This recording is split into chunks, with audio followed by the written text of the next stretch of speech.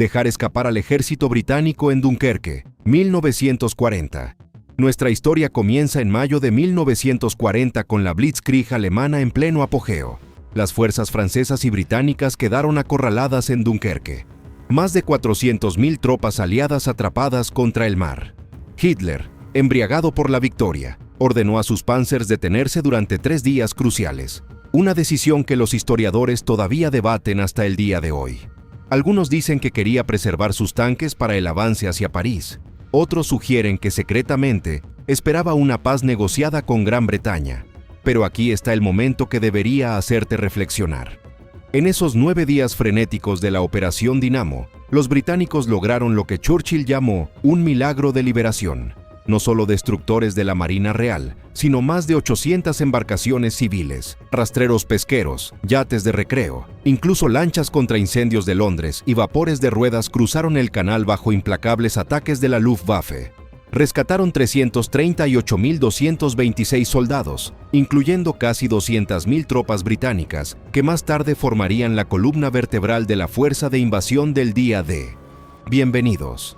En este canal exploramos los momentos decisivos de la historia militar y las estrategias que cambiaron el destino de las guerras. Si te fascina entender cómo las decisiones estratégicas determinan el resultado de los conflictos, te invitamos a suscribirte. Ahora, comencemos. Permitir la evacuación de Dunkerque. Imagina pescadores comunes y navegantes de fin de semana, esquivando bombas y fuego de ametralladoras para salvar a un ejército completo. Si Hitler hubiera permitido a sus panzers terminar el trabajo, Gran Bretaña podría haber perdido su ejército profesional y haberse visto forzada a la mesa de negociaciones. En cambio, esta única vacilación mantuvo a Gran Bretaña en la guerra, preservó una futura fuerza de invasión y plantó una de las primeras semillas de la eventual derrota de Alemania. Una sola orden de detenerse, y todo el curso de la guerra cambió. Lo que hizo a Dunkerque aún más peligroso no fue solo los soldados que escaparon, fue la ilusión que creó dentro de Alemania. La guerra de repente parecía más fácil de lo esperado. El enemigo había sido acorralado y luego simplemente se le permitió partir. Desde ese momento, la confianza silenciosamente se transformó en exceso de confianza, y esa mentalidad moldearía muchas de las decisiones que siguieron. Fracasar en derrotar a Gran Bretaña, la Batalla de Inglaterra, y 1940 a 1941. Con la evacuación de Dunkerque detrás de ellos, Hitler puso su mirada en la Operación León Marino, la invasión de Gran Bretaña misma. El plan requería superioridad aérea total sobre el Canal de la Mancha. En el verano de 1940, la Luftwaffe lanzó todo contra la Fuerza Aérea Real, en lo que se convirtió en la Batalla de Inglaterra. Durante semanas, los bombarderos alemanes martillaron los aeródromos de la RAF y estaciones de radar, empujando a los británicos al borde del colapso.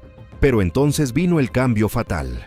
Después de una pequeña incursión de la RAF sobre Berlín, un Hitler enfurecido ordenó a la Luftwaffe cambiar el enfoque y bombardear Londres con terror en su lugar. El infame Blitz. Aquí está el detalle asombroso. La ventaja secreta de Gran Bretaña era Chain Home, la primera red de radar integrada del mundo. Podía detectar incursiones entrantes hasta 160 kilómetros de distancia, permitiendo que los superados en número Spitfires y Hurricanes despegaran exactamente donde se necesitaban.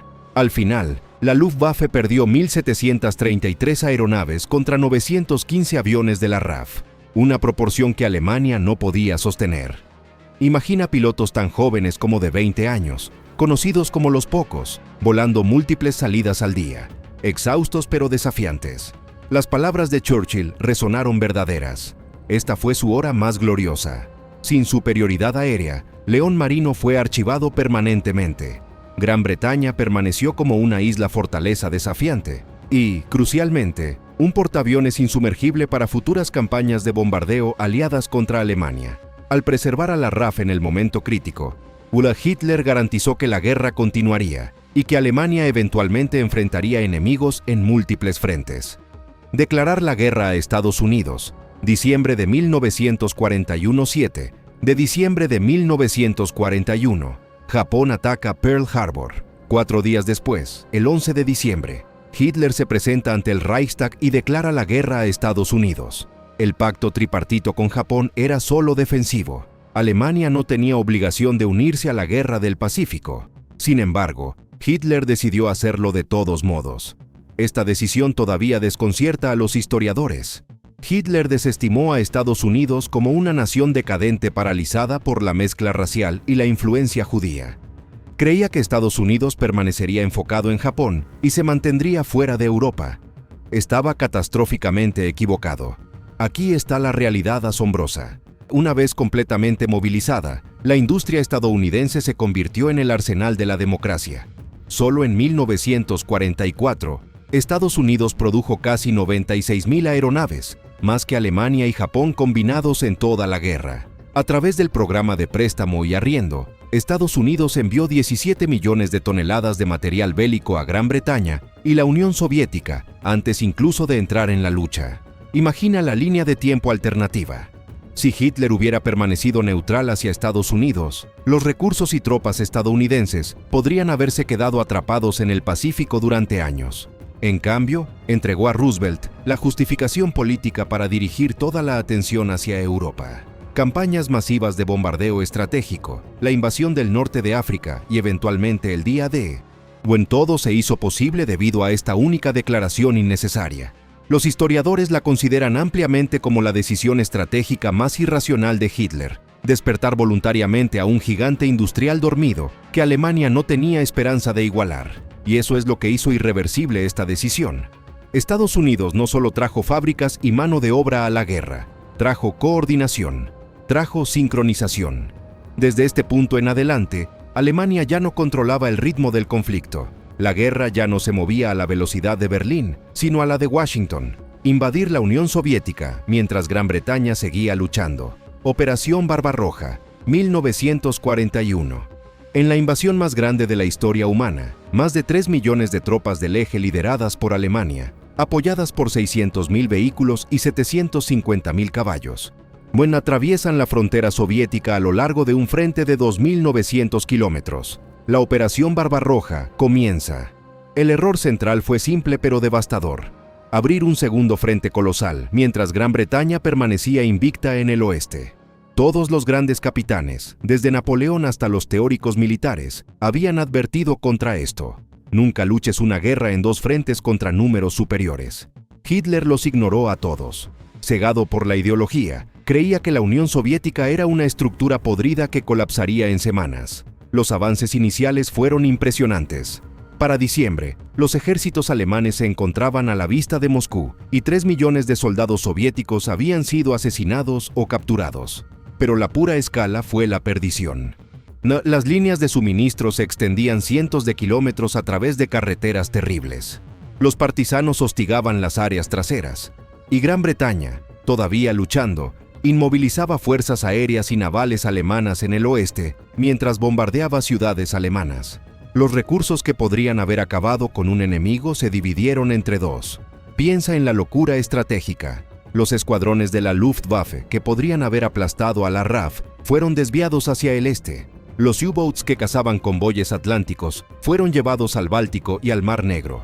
Barbarroja no solo falló en entregar un golpe rápido, garantizó que Alemania sangraría lentamente en múltiples frentes contra enemigos con mucha mayor mano de obra y eventualmente producción industrial.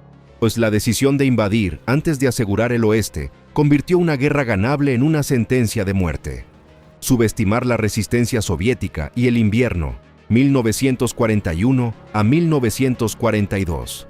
Los planificadores de Barbarroja asumieron que el Ejército Rojo se desmoronaría y que la campaña terminaría antes del invierno.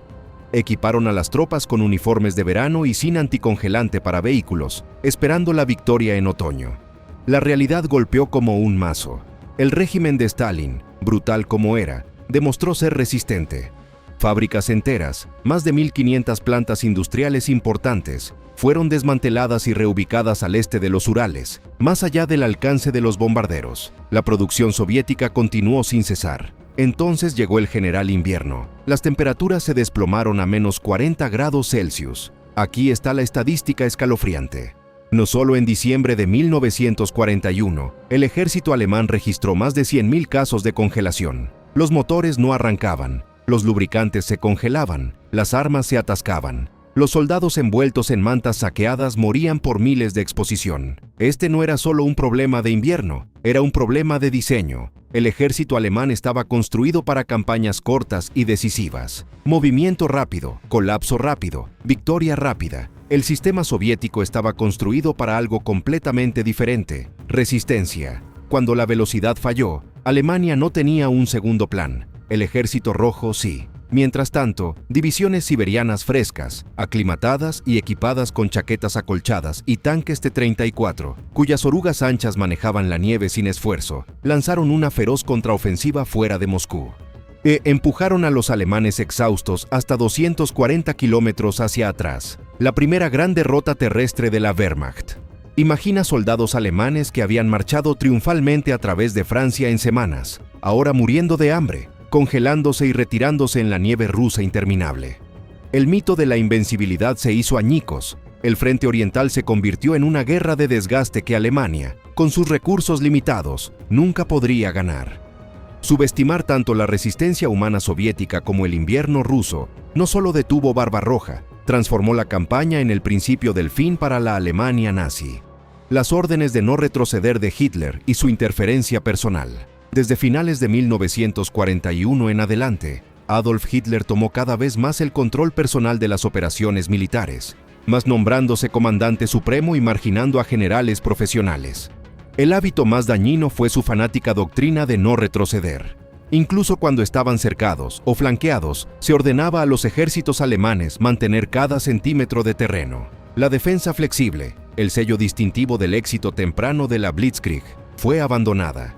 El precio impactante. Hitler destituyó o transfirió a más de 35 generales superiores durante la guerra, incluidos brillantes comandantes blindados como Guderian y Manstein, simplemente por sugerir retiradas tácticas. En Stalingrado, el general Paulus rogó poder escapar. Hitler se negó, condenando a todo el sexto ejército. Imagina las escenas dentro de la guarida del lobo. Hitler inclinado sobre mapas hasta altas horas de la noche, emitiendo órdenes a cientos de kilómetros del frente, o convencido de que solo él entendía la gran estrategia. Los oficiales de Estado Mayor experimentados observaban impotentes cómo retiradas sensatas que podrían haber salvado ejércitos eran prohibidas. El resultado fue catastrófico. Bolsas de tropas alemanas fueron repetidamente cercadas y destruidas en lugar de permitirles retirarse y luchar otro día. Cientos de miles de veteranos irreemplazables se perdieron en resistencias sin sentido.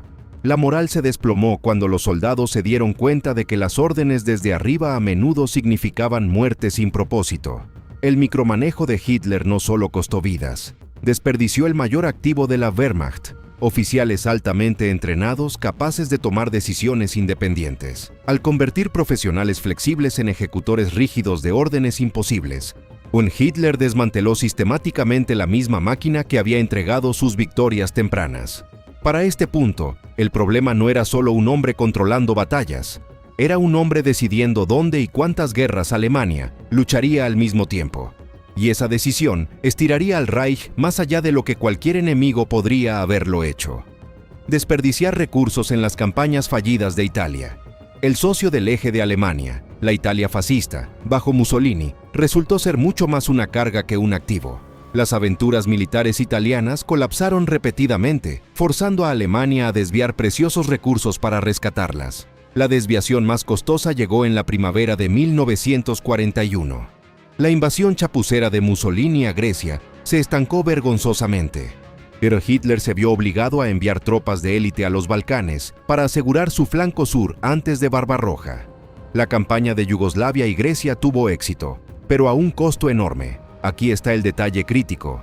La intervención en los Balcanes retrasó la operación Barbarroja de 5 a 6 semanas cruciales. Esas semanas significaron la diferencia entre llegar a Moscú antes del invierno y quedar atrapados en la nieve rusa.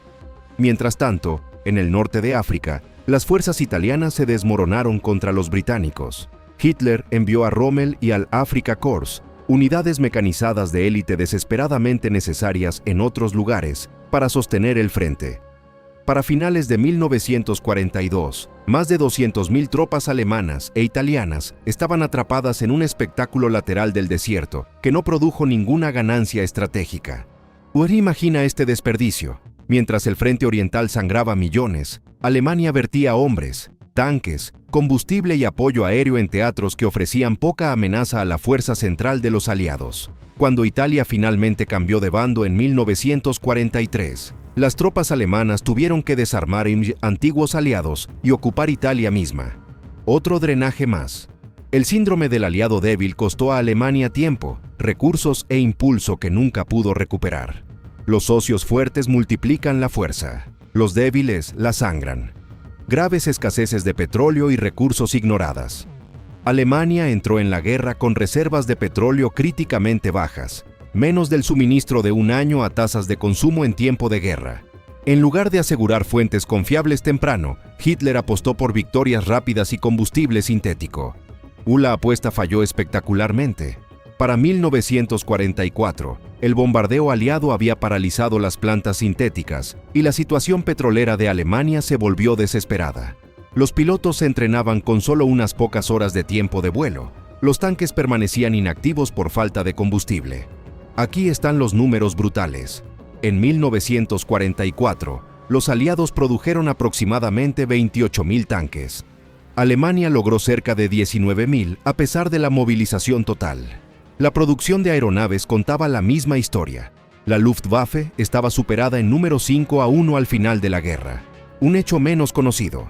A pesar de su imagen mecanizada, más del 75% del ejército alemán dependía de caballos para el transporte durante toda la guerra. Mientras las divisiones estadounidenses y soviéticas rodaban en camiones y tanques, y la infantería alemana marchaba, y los suministros se movían en carretas. Aquí es donde la ilusión de la tecnología se volvió mortal. Alemania no carecía de ingenieros brillantes, carecía de sistemas. Una sola arma avanzada no podía reemplazar la escasez de combustible, las líneas de suministro rotas o las fábricas bombardeadas hasta el silencio. Ganar una guerra no se trataba de construir la mejor máquina, se trataba de construir suficiente de todo lo demás para apoyarla. La obsesión de Hitler con las armas maravillosas, tanques masivos como el Tiger y el Maus, cohetes V2, devoraron acero y combustible que podrían haber construido miles de casas y camiones más prácticos. Más de 14.000 V2 se produjeron a un costo enorme, pero lograron casi cero impacto estratégico.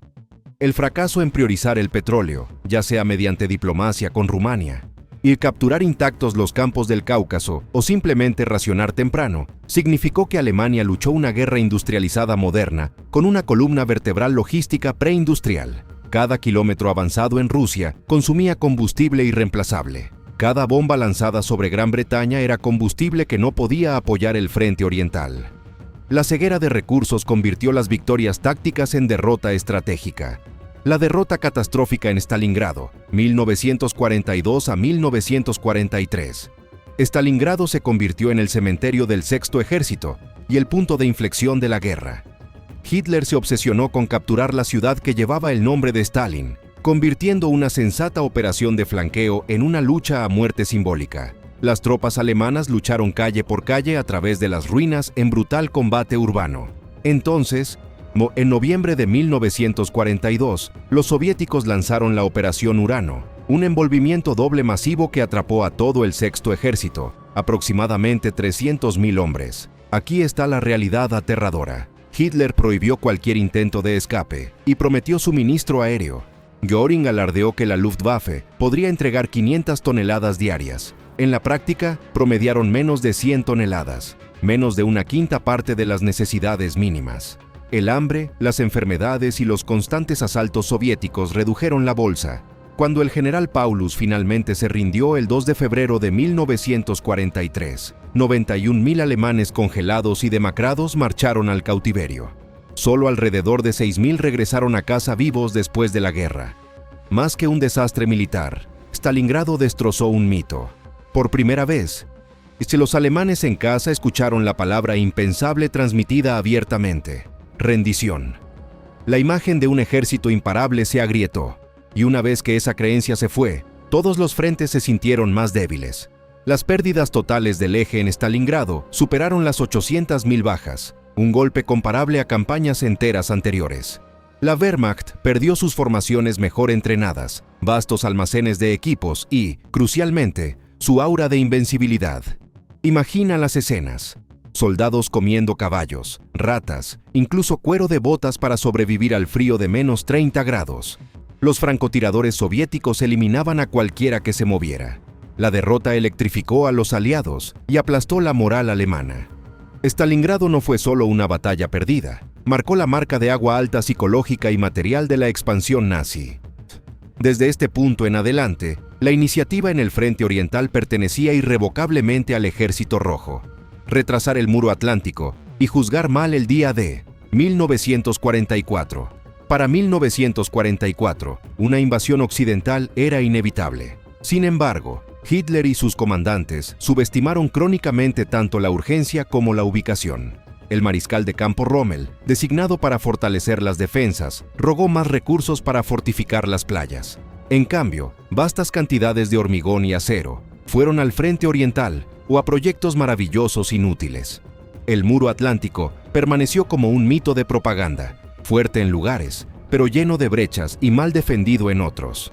El fallo decisivo de inteligencia, las operaciones de engaño, aliadas como Fortitude, convencieron a Hitler de que el desembarco principal vendría en Pas-de-Calais. Webb mantuvo 15 divisiones, incluidas reservas Panzer vitales, estacionadas allí mucho después de que comenzara el día D. Aquí está el detalle asombroso. El 6 de junio de 1944, 156.000 tropas aliadas asaltaron las playas de Normandía, defendidas por solo alrededor de 50.000 tropas alemanas de segunda categoría en el área inmediata. Crucialmente, Hitler controlaba personalmente las reservas Panzer y durmió durante los informes de la madrugada.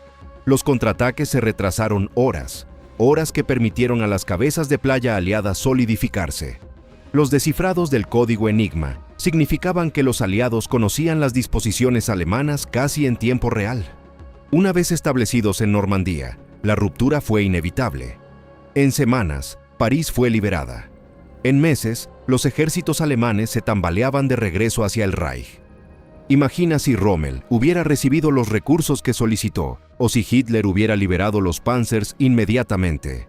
El día D podría haber fracasado o sido mucho más costoso, posiblemente retrasando la invasión un año. En cambio, el error de juicio y el retraso abrieron el frente occidental en el peor momento posible, atrapando a Alemania en el tornillo fatal entre este y oeste, que finalmente aplastó al Tercer Reich. Llegamos al final de este video. Y ahora que conoces los 10 errores que sellaron el destino del Tercer Reich, ¿cuál de estos fallos estratégicos consideras que fue el más determinante en la derrota alemana?